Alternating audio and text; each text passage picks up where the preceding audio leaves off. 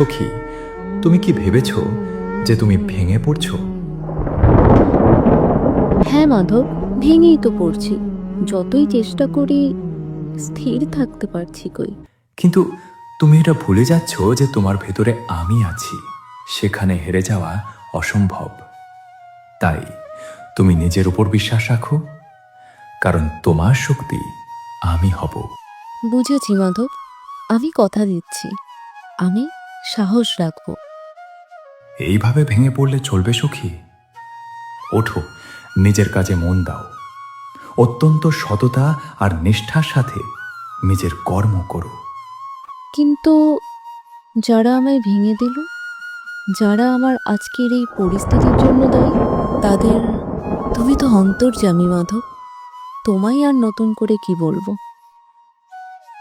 আমায় কিছু বলে দিতে হবে না সখী, আমি সবটা জানি, আর সব কিছুর হিসেব আমিই করব।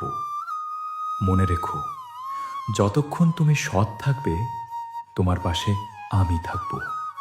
তাই নিজের মনকে কখনো অসৎ পথে যেতে দিও না। এখন আমি চলি। তোমার মতোই আরো অনেকের যে আমাকে প্রয়োজন। আবার দেখা হবে। রাধে রাধে।